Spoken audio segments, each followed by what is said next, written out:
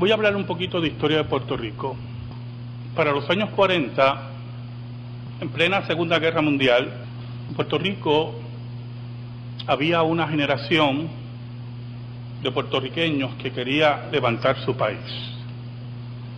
Pero había uno en particular que tenía ideas bastante quijotescas para ese momento.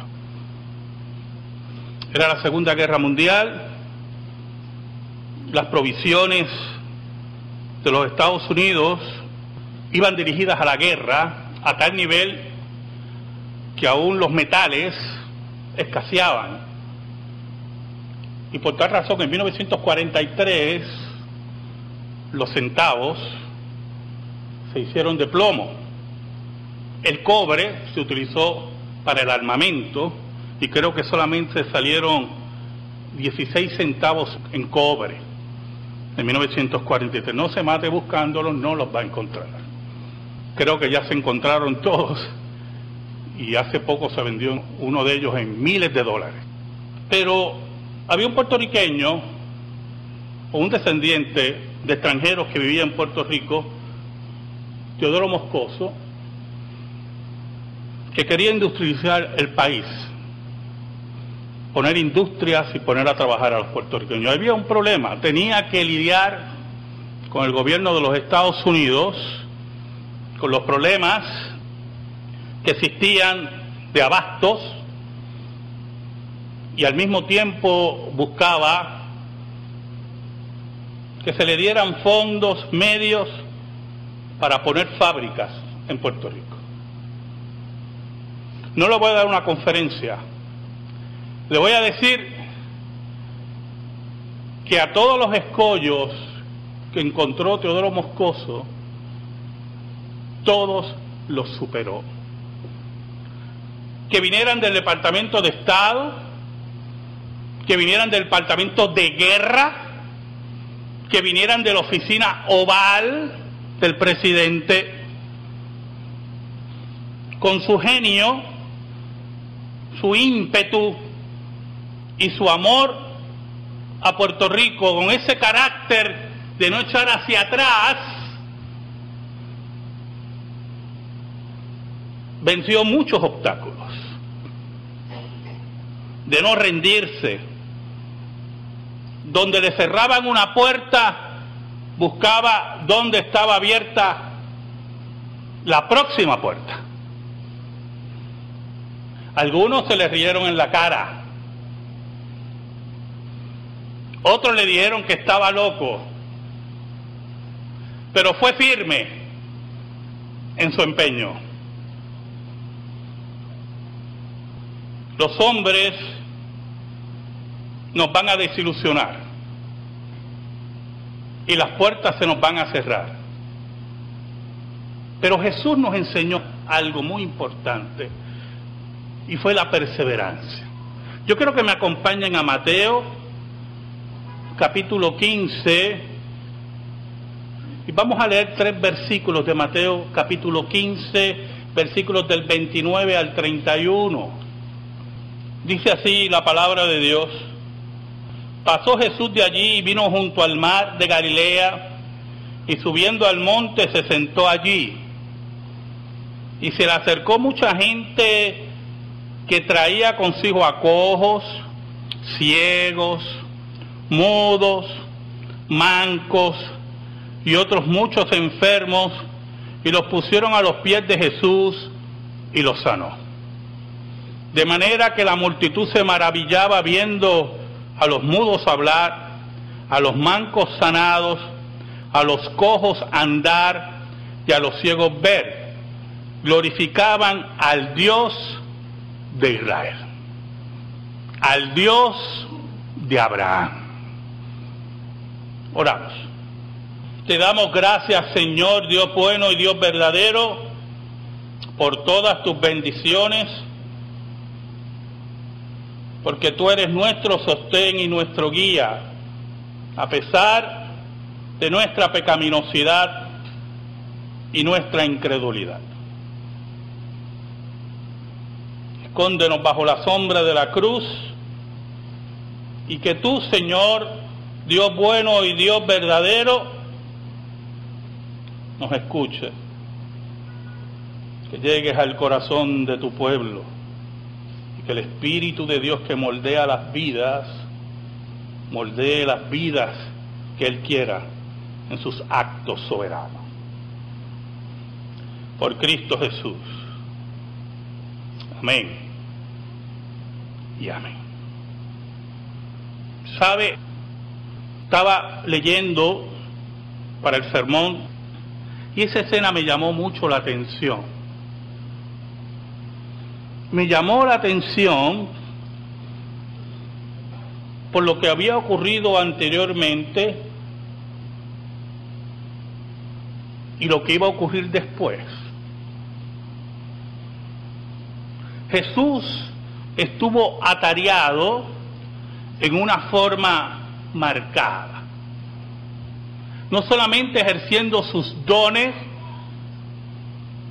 milagros, alimentaba a 5,000 personas multiplicando panes y peces, sanaba enfermos, nuevamente se enfrenta a los dichosos fariseos, cabecicocos e ignorantes que no se cansaban de ser apaleados por Jesús.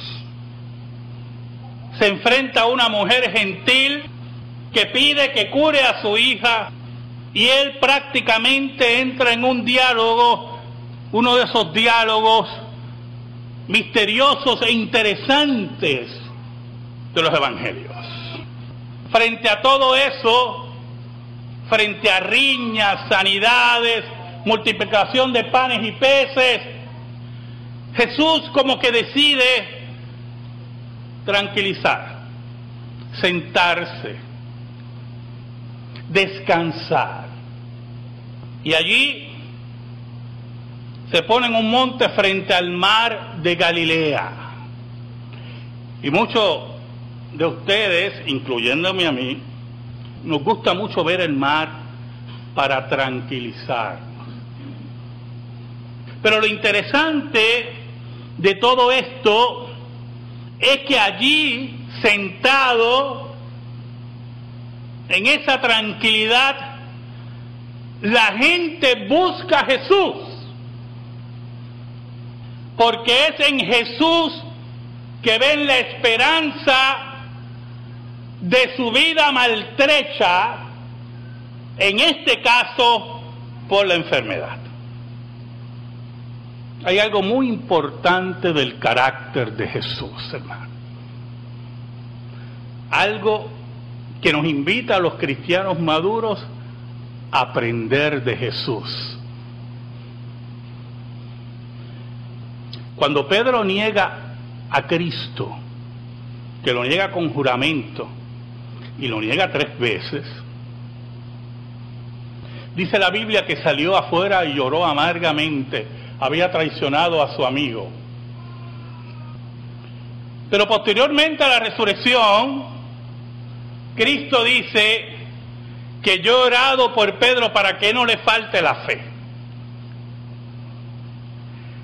Y es algo muy importante del carácter de Jesús y de todo cristiano maduro. En el proceso de vida como creyentes, nosotros tenemos que identificar quienes conocen a Jesús y que no importa los actos que hagan que nos puedan desilusionar, si Jesús está en su vida, es de los nuestros. Jesús sabía y conocía el corazón de Pedro. Jesús sabía y conocía el corazón de los apóstoles. Y Jesús sabía y conocía el corazón de Judas. Y sabía a quién ayudar, en quién confiar y quién era del rebaño. Porque eso es parte del carácter de Jesús. De saber quién es quién. Pero, no importando quién era quién, sobre eso, hermano, estaba la proclamación de la gloria y del reino de Dios. ¿Y por qué decimos eso? Allí está, en ese monte, frente al mar, se sienta tranquilo, y el versículo 30 dice: y se le acercó mucha gente que traía consigo, no regalos para Jesús, no palmaditas en la espalda, oye, qué bien lo hiciste allí, oye, alimentaste esos 5,000, ¿verdad que tú eres un campeón? Allí se le acercan hombres y mujeres tullidos, física y emocionalmente. Y usted dirá: pastor, la Biblia habla más bien físicamente. Oh, qué grave problema usted tiene si piensa así. En una sociedad que la medicina era nada, donde los enfermos no tenían salida, no solamente había una rotura física, sino también emocional. Y esos hombres y mujeres se acercan al Maestro, como muchos se van a acercar a nuestra vida. Allí se acercan al Maestro para que Él sea la fuente de vida y de sanidad. Hombres y mujeres, escuche bien, que un día gritarían: crucifícale, crucifícale. Y Jesús lo sabía. Porque nada desviaba al Maestro de su trabajo, nada desviaba al Cristo de su agenda. No hay hombre, mujer, desilusión física, económica, traición, que desvía al Maestro y desvía a un cristiano maduro de su camino certero por el reino de Dios. Ahora, hay unas descripciones aquí que me han llamado siempre la atención. Y dice: se le acercó mucha gente que traía consigo a cojos, ciegos, mudos, mancos y otros muchos enfermos, y los pusieron a los pies de Jesús. Entonces, si uno va uno a uno, podemos ver la maravilla del Maestro. Porque usted tiene que ver que estas personas no venían solos.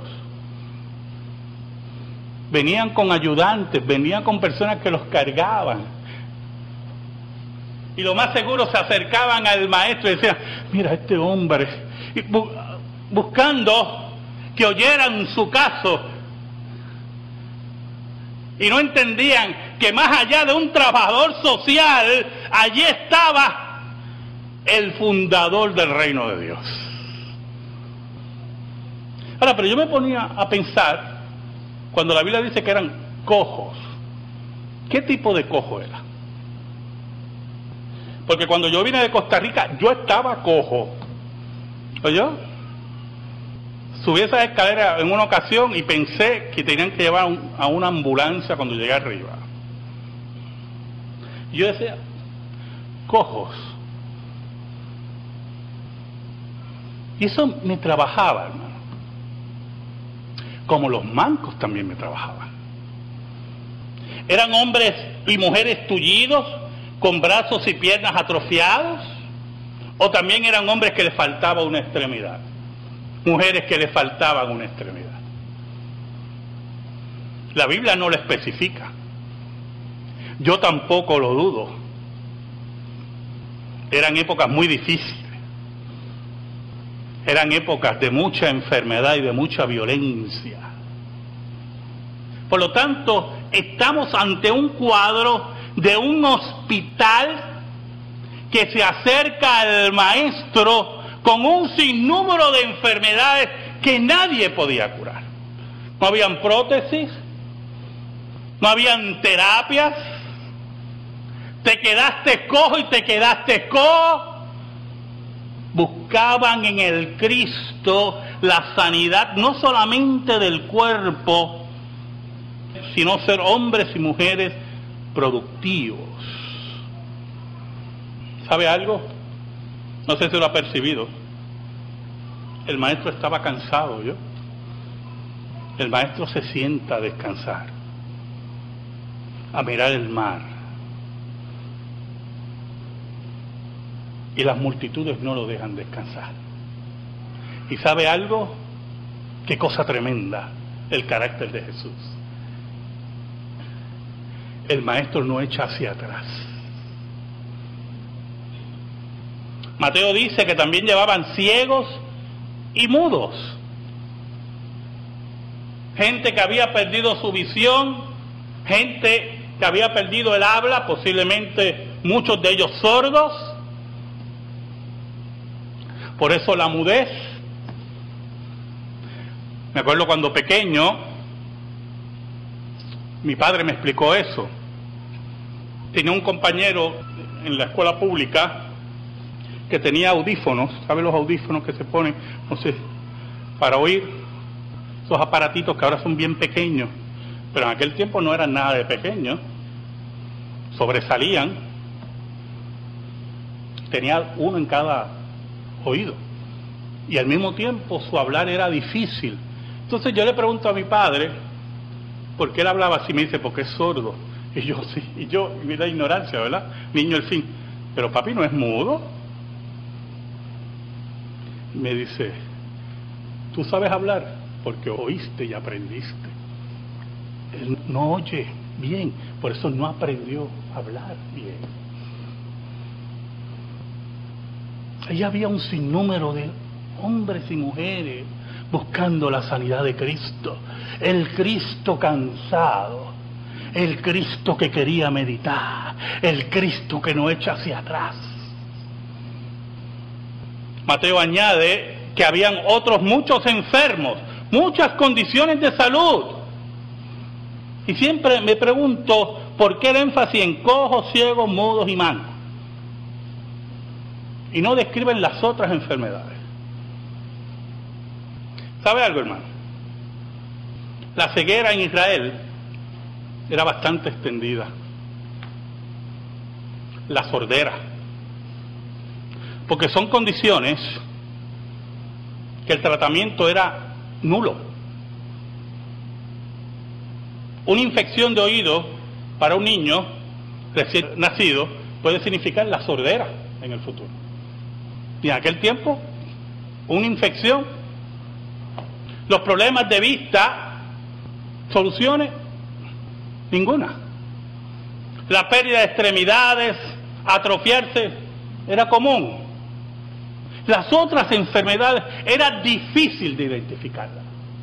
Fiebres altas, posiblemente por una infección o regularmente por una infección, desajustes emocionales. Un sinnúmero de personas se acerca al maestro y el maestro, en medio de su descanso, no echa hacia atrás. Dice que los sanó a todos. Un punto muy importante del don de sanidad. Jesús tenía el don de sanidad. Y por tener el don de sanidad, podía sanar a todos los enfermos. El que no tiene el don de sanidad no puede sanar a todos los enfermos. Aquel que diga que tiene el don de sanidad y no sana a todos los enfermos, no lo tiene. Mire qué sencillo es eso. Mire que ninguna complicación. Los sanó a todos. Los sanó sin ningún remedio posterior. Es muy importante, ¿oyó? Eran sanidades instantáneas. Por eso Mateo dice, y los sanó a todos. No eran sanidades de embuste como las de ahora, ¿verdad? No puedo caminar, pero yo espero que dentro de un mes camine. No, eso no es una sanidad. No me venga con eso, hermano. Eso no lo enseña el Nuevo Testamento. Eso lo enseña usted. Era el reino de Dios en acción, pero también el reino de Dios que no se detenía ni frente al cansancio, ni frente a la futura traición, ni frente a nada. Porque Cristo era el hombre completo. Como dijo Pilatos, he aquí el hombre. El que no daba excusas. El que sabía quién era de él. ¿Saben? En una ocasión, los discípulos lo molestaron. Lo molestaron. Y Jesús les dice, molesto, ¿hasta cuándo estaré con ustedes? Oh, hermano, qué palabras duras, ¿verdad? ¿Hasta cuándo yo estaré con ustedes? Se iba formando en esos hombres ese carácter y esa madurez de no echar hacia atrás. ¿Sabe? Teodoro Moscoso estaba encontrado con Sánchez Vilella, porque Sánchez Vilella era un hombre proambiental, así como Pepe, y Teodoro Moscoso quería poner fábricas en cada esquina, y estaban encontrados Roberto Sánchez Vilella y Teodoro Moscoso, esa generación que cambió a Puerto Rico. Oiga, y en una reunión en Fortaleza, que fue una tremenda discusión entre los oficiales del gobierno, estaba Luis Muñoz Marín y estaba el gabinete, y entonces Muñoz, para que se tranquilizara todo el mundo, dice, bueno, vamos a dar una caminadita por el viejo San Juan, vente, vamos a dar una caminadita por el viejo San Juan. Se fueron ahí por lo que ahora era Princesa, no sé cómo, ¿verdad? Para aquel tiempo te caías por ahí y nadie te recogía. Y en una Muñoz se le acerca a Sánchez Vilella y le dice, chico, estate quieto. Deja ese hombre tranquilo, deja que ese hombre ponga esos hoteles ahí. Cógelo con calma.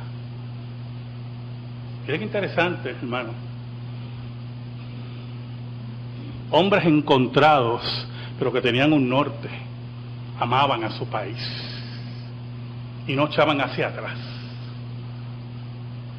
¿Sabe algo? Esos hombres y mujeres son los que busca el maestro, los que no echan hacia atrás, los que a pesar de la discusión, a pesar del cansancio, a pesar de la posible pereza, el reino de Dios le quema el pecho. Versículo 31 nos dice, de manera que la multitud se maravillaba.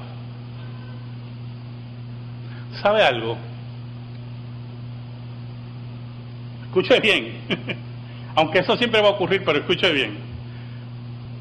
Es bueno que usted se maraville de las cosas que Dios hace, pero si se va a maravillar como estos, que después gritaron crucifícale, crucifícale, mejor no vea ningún milagro.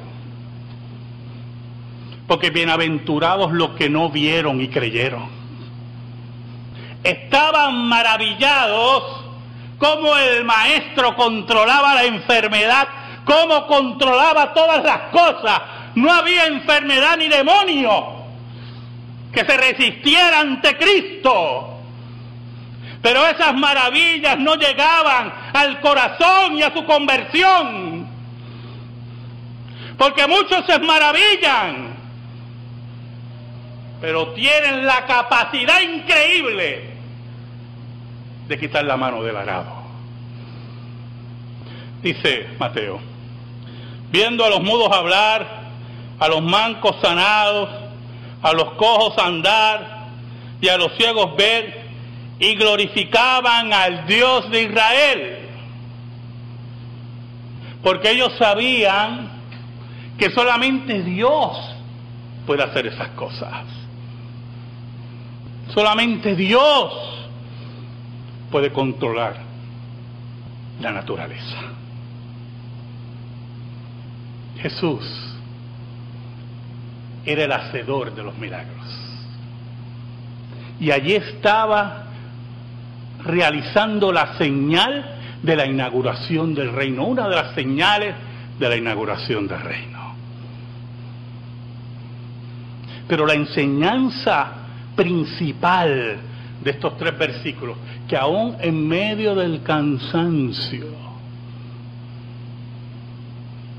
en medio de la discusión, de la negatividad de los fariseos, de la incredulidad pecaminosa de la clase religiosa de su tiempo, a pesar de que muchos de esos serían malagradecidos y traidores, Jesús no echó hacia atrás, porque sobre las controversias, sobre las traiciones y sobre todo estaba el reino de Dios y la gloria de Dios. Ese es el Jesús que yo conozco. Ese es el Jesús que tú tienes que conocer. Amén. Gracias te damos, Señor, por tu palabra eterna. Y te pedimos, Señor, que esa palabra sea atesorada en nuestra vida y en nuestro corazón. Por Cristo Jesús. Amén. Y amén. Estamos en silencio, hermano.